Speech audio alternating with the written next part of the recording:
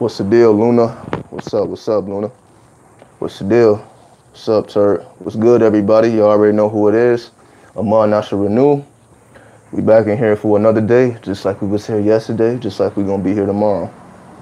So, you know what I mean? It's super hot today. Super hot. What's up, Moon Spirit? What's up, Amari? What's up, Marvin and Magi? What's the deal? I appreciate everybody tuning in, everybody watching. So, as we see, the title of the video is called Ascension, Transformation, Resurrection, and Reincarnation. What's up, Golden Appeal?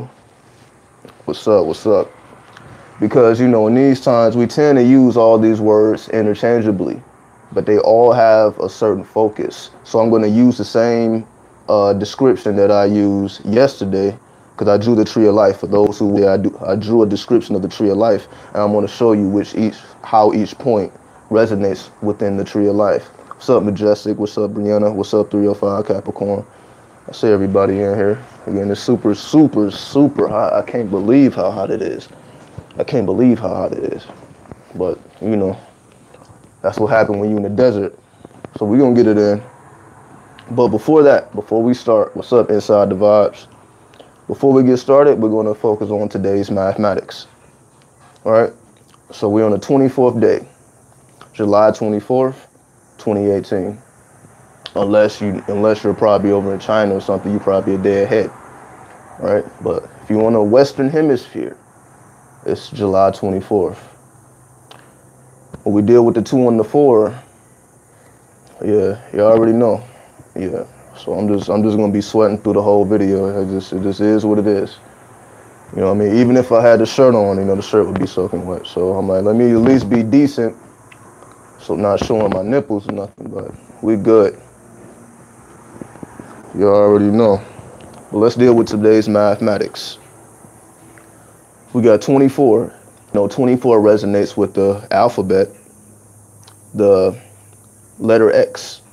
The letter X in supreme alphabets represents unknown. In supreme mathematics, the 2 represents wisdom, the 4 represents culture. So let's break this down one at a time and we're going to correlate the thing again, piece it all together. So when we're dealing with the unknown, right? When we're dealing with the unknown, the 24th letter, the letter X, we always strive to make the unknown known, something that we are not familiar with. We want to go so that we can be familiar with whatever that we are unfamiliar with, to make the unknown known. That's the whole point. So if something is unknown to you, you should do everything you can to at least make yourself aware of whatever is within the darkness, to bring light to the darkness, to bring life to that which has no life, that which may be in the depths of your subconscious mind, not being afraid to go into the depths of your subconscious, to go into the depths of the unconscious, to go into the depths of what we call it's right on the tip of my tongue, the Akashic records. There we go. To go into the depths of the Akashic records, to make the unknown known. So how does that correlate to wisdom, culture? The number 2 is wisdom, the number 4 is culture. And when we put the 2 together, when we put the 2 and the 4 together, we get the 6, which breaks down to equality. 6 resonates with the vibration of equality. But let's take our time. So when we strive to make the unknown known, what is the wisdom and the culture? How does that have a play into all this? We understand that wisdom is, you can say, a flowing of things. Like water that flows, wisdom is like water that holds the intelligence within itself. So for example, water is intelligent. Many people may not think of water like this, but water, just like trees are intelligent, just like plants are intelligent, just like the earth is alive, water has an intelligence within it. So because the water is intelligent, the water contains wisdom. Because wisdom comes from this intelligence. You can say, well, what makes the water move? What makes the winds blow? You know, what is the force that pulls the earth through space if it's moving? What is the force that pulls the sun up to noon, all the way down to midnight. You know, what is the forces that controls nature? There are forces behind nature that control nature, if we did know that, right? So what is behind the forces of nature? This is why we strive to make the unknown known. And this comes through wisdoms. That's why when we study nature, we can gain wisdom from nature, whether you study in animals, whether you study in photosynthesis, whatever it is that you study, you can gain some type of wisdom or insight into a thing, because wisdom is contained within nature itself. So wisdom, again, is like the flowing water with intelligence locked within. And of course, we are majority of water, right? The body is mostly water. So that means because even us, just like the earth is mostly water, we are mostly water. And if we look above us, the universe or the sky is mostly, you can say, water or space. When we look up and we see that blue sky, we see more blue than anything else. So you can say the sky is mostly water, or the color blue, or ether, the atmosphere, just depending on how technical you want to get. So all around us, we see the same manifestation of mostly water with some earth.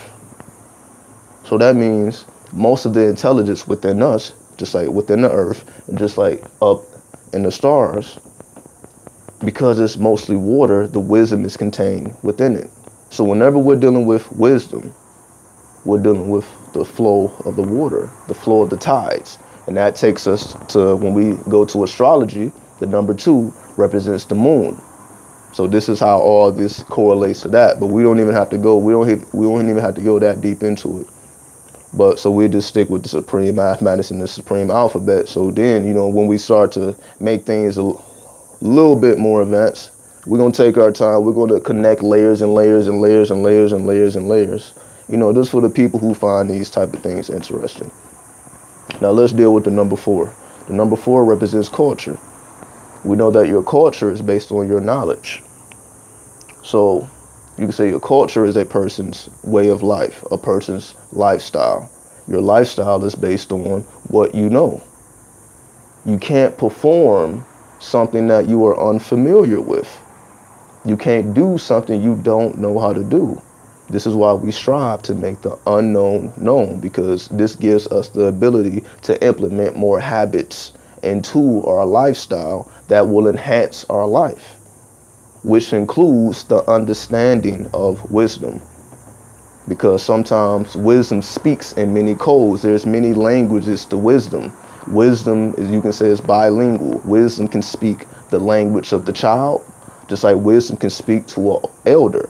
Wisdom can speak to somebody in the middle. So wisdom can speak many different languages to many different people. It don't matter who you are. It don't matter what language you speak with your tongue. You can still gain wisdom from the earth. And we all are nourished by the water. So it don't matter what we call ourselves. It don't matter what title we have. We are all nourished by the same elements: fire, water, air, and earth. It don't matter, you know, everything else is irrelevant. And again, that's why it correlates with the 4 elements. So that's the culture: your fire, your desires, your intentions, your determinations, your ambitions, your water, your emotions, you being able to control the tides of your emotions. Just like the moon, the number 2, has a magnetic pull over the earthly tides, as well as emotions. You know what I mean? So when the earth goes through changes, they are manifested in the women of the earth. The women experience these changes that the earth goes through their emotions. Again, that's why, you know, one minute they could be cool, next minute, you know, things could be, they can be feeling a certain type of way within, but not necessarily have a source as to why they may feel the way they feel. Sometimes, you know, it just be the magnetic pulls and all the type of things going on in the atmosphere, and it manifests itself physically, you know, through the vessels of women. So again, if we learn how to not really take those things personal, not take those things personal, you know, when people have emotional outbursts, especially during times of the full moon, when we learn how to not take those things personal, not get in our feelings, just because somebody else may be in their feelings, and we just seek to help them understand what is trying to be manifested, what wisdom is trying to speak through you, that's, you know, making you feel the way you feel. So seeking to help people understand what they go through versus judging or making a discernment about what they go through. Then of course we got the third element, air or wind, which represents the thought, which represents the ether or the chi or the prana or the real or the energy. All right.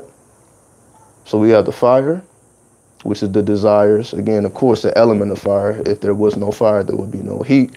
So the fire and the water, when they are at an even temperature, they start to produce vapor. This vapor that they produce, as we call air, wind, or the atmosphere, then from these three elements working together in unison, in harmony, it starts to produce earth, liquids, and gases turning into solids, so on and so forth.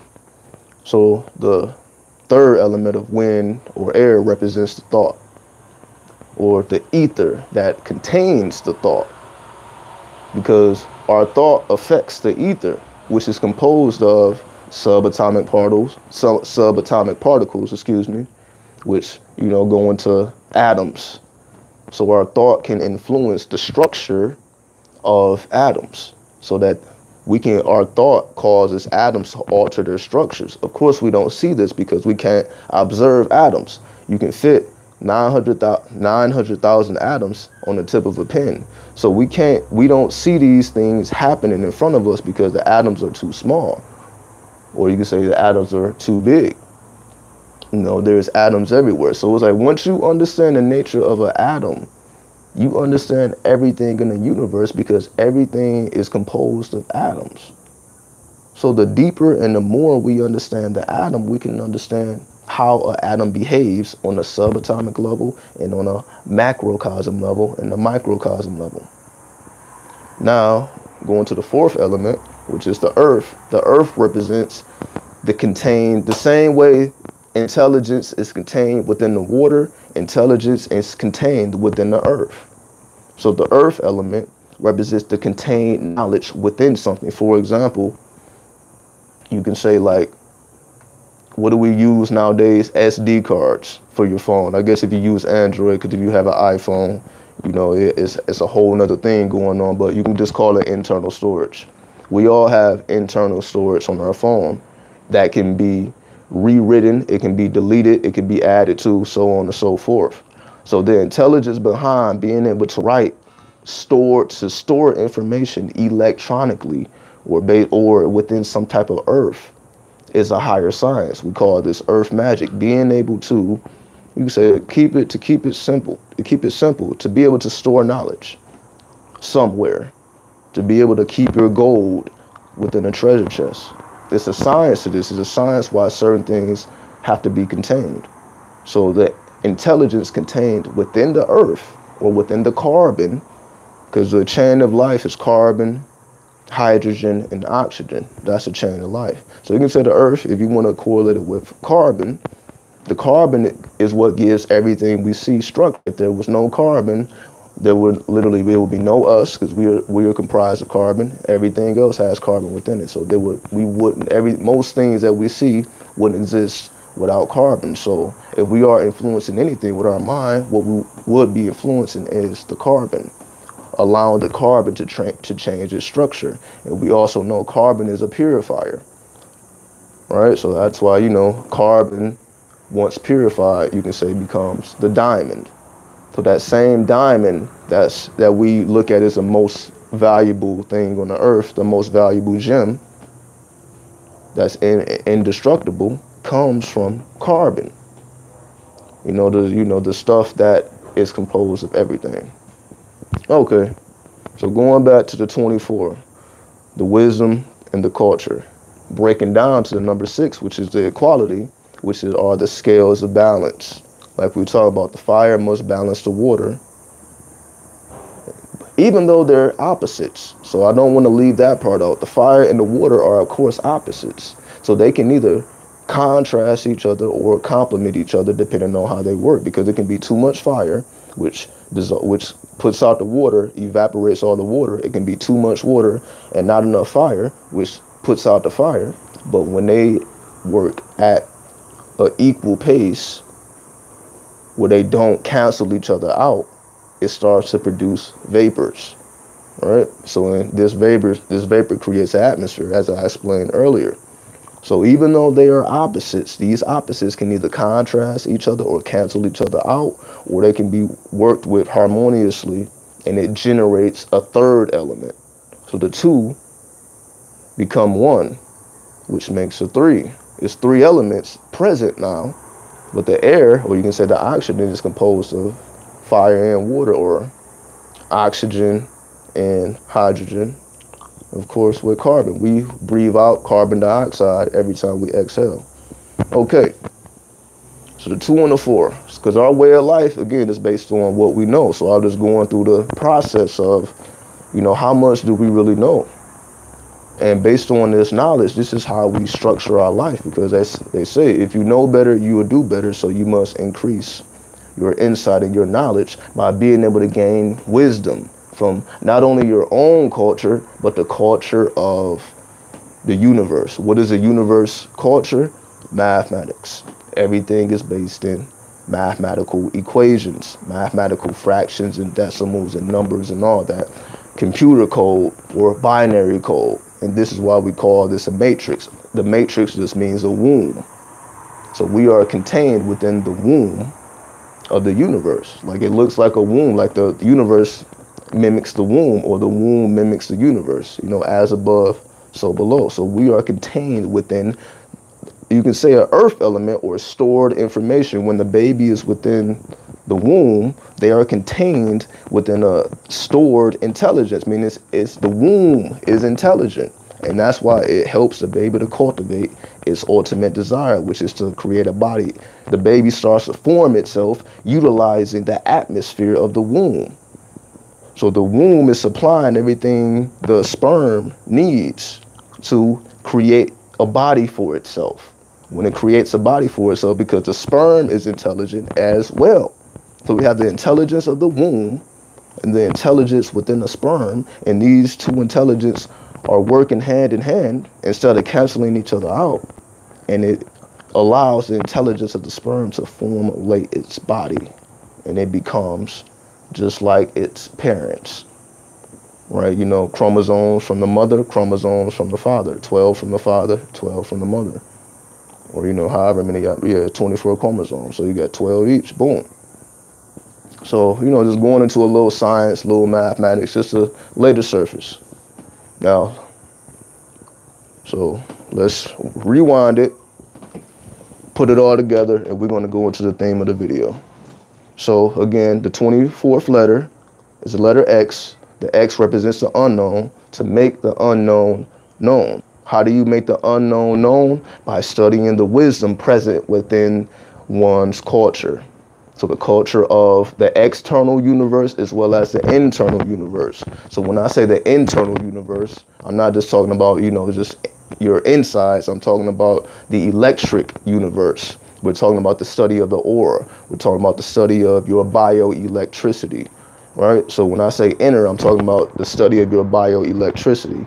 Then when I say the outer, so we're talking about, the study of, biology, chemistry, alchemy, things of this nature. So we have the outer sciences, then we have the inner sciences. So you have to study prana, then you have to learn how to contain and how to, navigate utilizing your prana, that's produced organically from everything of the earth. We all produce chi, and this same energy that's being produced is constantly changing form. So it's like the same energy, transforming, because that's what we're going to talk about a little bit, pretty much right now, right? All right. So we're just laying the foundation. So I don't want to go too fast. We're just laying the foundation. So again, if you've seen my video yesterday, then you would have seen this drawing that I did. So we have 4 points. So this is a description of the tree of life. You got the upper 3 triangles, you got the middle 3, you got the lower middle, then you got where we are. So this is where we are. This planet Earth, this is where we are. So this is why we call the Earth an illusion, because we are a copy of a copy of a copy. There we go. So we're 3 levels deep into an illusion. That's why it's called 3D. So you can say this is a real reality. You can say this is heaven. If heaven is right here, then so this is these top 3. Then we got a whole 3 spheres under it, a whole nother 3 spheres, and we are the baby or the birth of that. So we're 3 levels deep into the illusion. So you can say this is a realm of fire, this is a realm of water, this is a realm of air, and this is a realm of earth on the scales of the tree of life. You have the masculine side, then you have the feminine side, or you have the king scale, you have the queen scale, right? So we have the polarities. They can either contrast or work together, right? So just giving some insight. Now, let's get into the theme of the video. And we're going to start. Actually, let me describe everything first. Because when we look at these words, when we look at the word ascension, this may appear to be a new word, but ascension has been in motion since the 1300s. So since the 1300s, the word ascension has been used. The definition has revolved around the ascent of Christ from earth into heaven in the presence of his disciples on the 40th day after the resurrection. Let me read that one more time. Ascension from the 1300s, it correlated with the ascent of Christ from earth into heaven in the presence of his disciples on the 40th day after the resurrection. So it has a couple clues here. So a couple clues are he ascended in front of his disciples. So this is telling us that he couldn't have done this around anybody who didn't have the magic eye. Right? So when we look at this as an occult story, we look at Jesus could not have ascended in front of beings who didn't have the magic eye. I mean, it had to be in front of his disciples because he had trained and shaped and molded them to be able to cultivate their vision and basically, to determine what it is that they see. So when they observe miracles, they don't look at it as something necessarily out of the ordinary because they understand things from an occult level. So he ascended in front of his disciples, those who he had trained to open up their vision, to open up their seership, to open up their divination skills. He trained them to open that up, so he was able to ascend in front of them. So you can say they actually helped him to ascend, just like with the Egyptian mummies. It takes a lot of people for that, for that mummification process to be completed. And once it's completed, then they say the pharaoh was able to rise because they want to conserve, certain energies within the body so he can travel freely from his body or from heaven to earth. So, just to give a little perspective, and it also says on the 40th day after the resurrection. So right there we have established that ascension and resurrection are 2 different things. So let's go to what resurrection means. Also, a basic understanding of ascension means a rising. When we break down the word ascension letter by letter, we get the number 9, which is the energy of Mars, which is pure masculine energy, or you can say the fire element. Mars, definitely resonates with the fire element because it rules over Aries and sometimes Scorpio. So we know Aries, when we go to the tarot, represents the emperor, which represents the sign of Aries, which is a fire sign, and we know that fire rises up naturally. Okay, so what about resurrection? Resurrection is also from the 1300s. Also not a new term, but maybe new to us. And the definition is a rising again from the dead.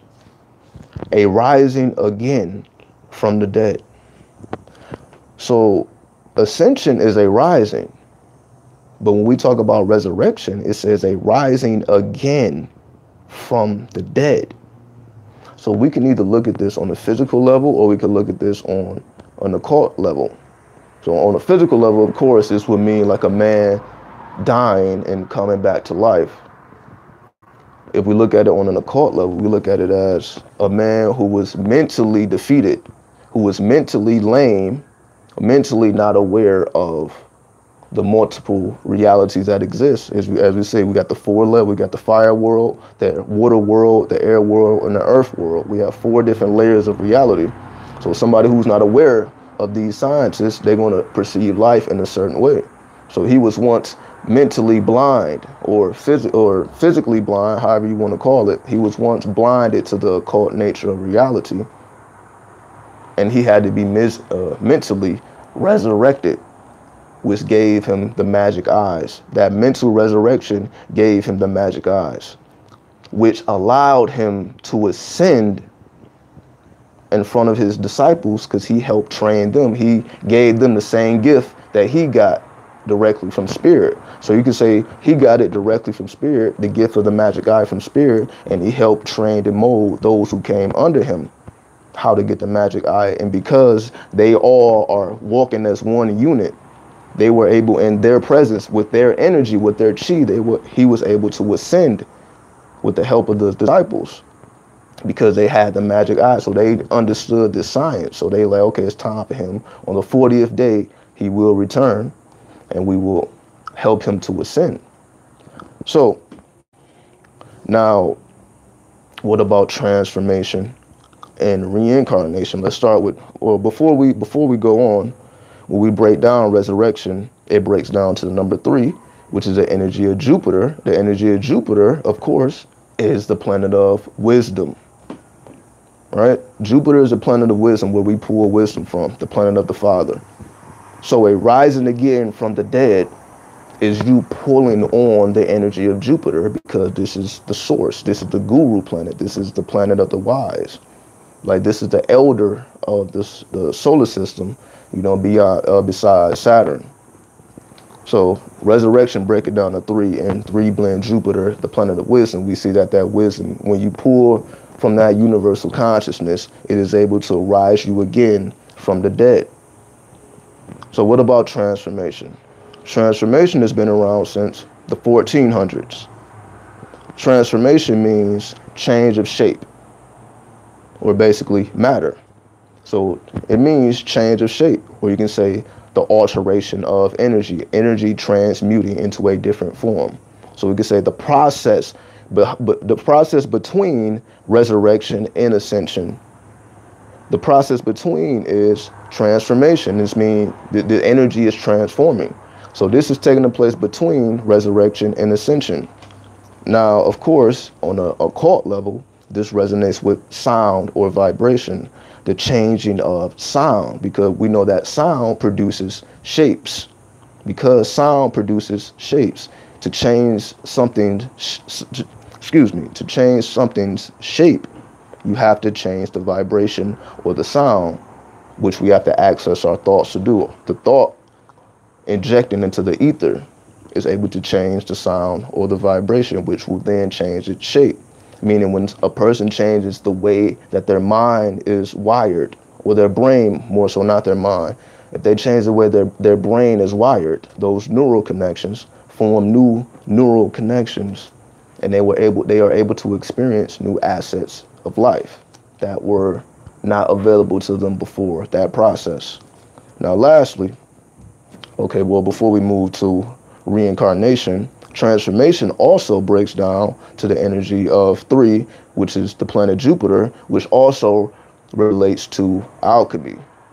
Because if we look at the Sagittarius card, because Sagittarius is ruled by Jupiter, when we look at the Sagittarius card in the tarot, it is the card of alchemy or temperance, being able to mix that dark with that light, to be able to mix these contrasts. Although these things are polar opposites, we are still able to mix these things together to produce something new. Transformation, right? So that's why transformation breaks down to the number 3. Now, reincarnation is a little bit newer, Reincarnation has been around since 1829. Right, so there's like a 500-year difference where people wasn't even using reincarnation, or they were using a different word for it, which means repeated incarnation. It means repeated incarnation. Also, in 1854, it was given a new definition, and that new definition was a new embodiment. A new embodiment. So when we think about the concept of reincarnation, we say, okay, reincarnation is you being a spirit descending into a body, a new embodiment. So a spirit that's formless descending into form, into the realm of matter. So how does all this, okay, well, before we go to the tree of life, reincarnation breaks down to the number 6, which is equality, or the planet Venus. So why does reincarnation break down to Venus? We know that Venus resonates with the lesser mysteries, or the minor arcana, or the minor secrets in the tarot, the 56 minor cards. So it represents earth magic. Venus represents, so whenever you want to work with earth magic, you tap into Venus. Venus rules over earth magic, all, because it resonates with the astrology sign Taurus and Libra. And we know Taurus is all about beauty, Libra is all about communication. Beauty and communication. This is what, rules the earth. These are aspects of a divine being. So reincarnation breaks down to 6 because it represents you being granted a new body. Venus represents the earth magic that's taking place, but with you being able to be granted a new body.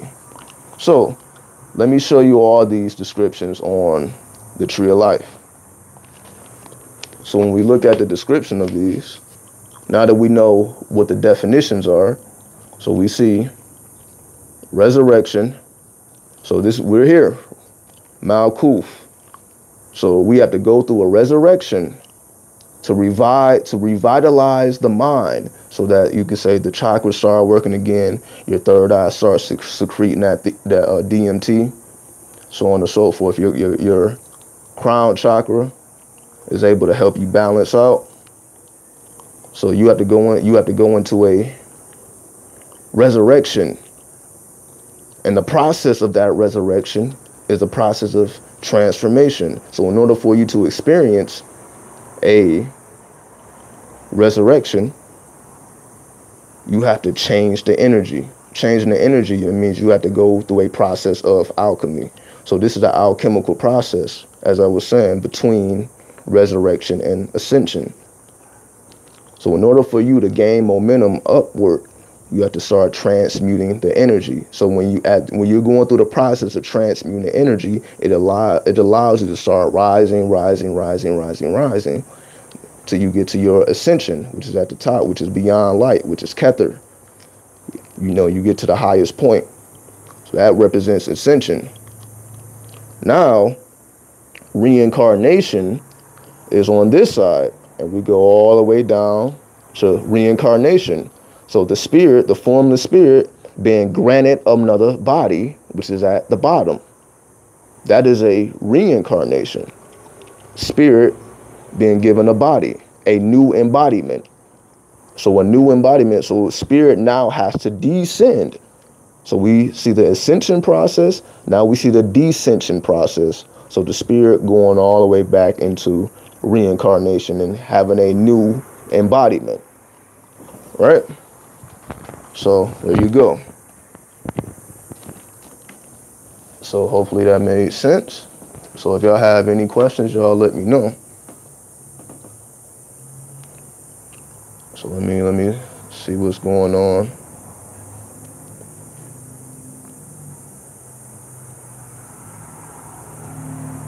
This is not normal, being alive, all these personalities. I mean, we are multi-dimensional beings, so everything that's not normal is actually reality. Again, when you're going through that ascension process, everything that's normal to you on 3D will be completely, it will be like you go through a mind wipe if you're trying to exist on 5D. which again, we're just talking about planes of thought. You got 3D thinking, 4D thinking, 5D. Of course, you can go higher, but those are like the main frequencies. So it all depends on what plane of thought you're on. All right, what's up, Ian? The earth is your favorite element? Definitely. This is a great talk. I appreciate that. You love being a Sagittarius, and it's nice to add a Fucus back in. Also, definitely. The science of a Fucus is definitely, something, that help you understand the zodiac in a more holistic fashion. But you can't remember anything when you reincarnate. It all depends on your power level.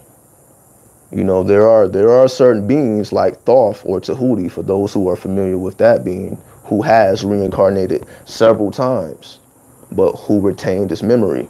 So whenever you hear stories out, you never hear stories about Thoth not knowing who he is.